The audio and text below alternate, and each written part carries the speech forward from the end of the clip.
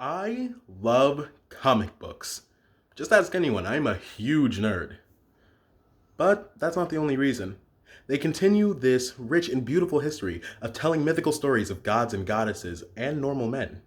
From Heracles defeating the lion, to Superman flying around the world to reverse time. As relatable as many of these characters can be, they are a great source of fantasy and escapism. That being said, most writers, the best ones anyway, draw from their real lives and always have a voice to be heard and an opinion to be stated.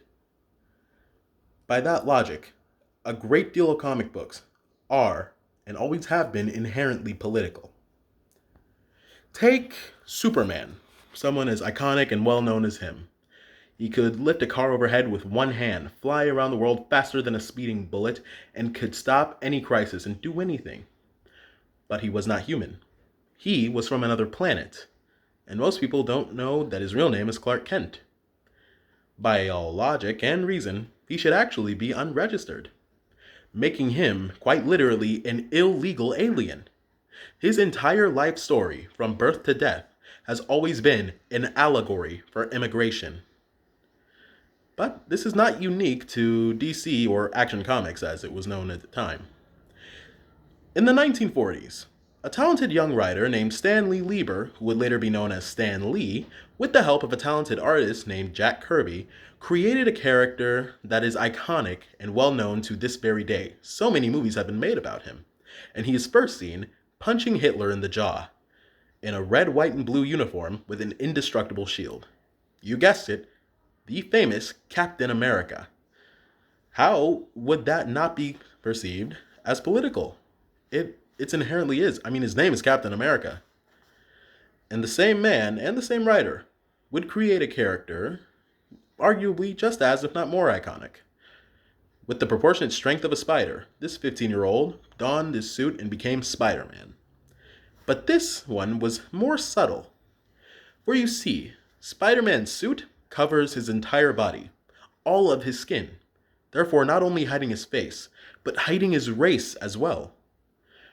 Meaning that anyone who doesn't know who Spider-Man is could assume him to be anyone. He could be black, he could be Latino, he could be Asian, and he could be Indian.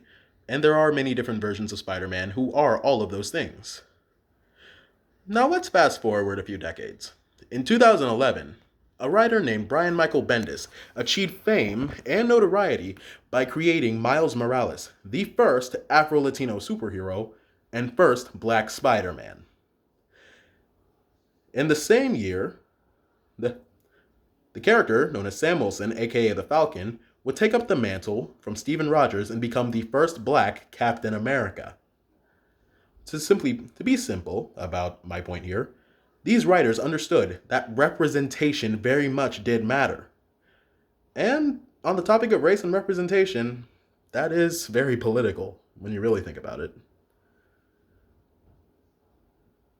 Now, I understand that a lot of people use fantasy and comic books as a form of escapism, to get away from their humdrum lives or scary lives, because the real world is interesting and scary enough.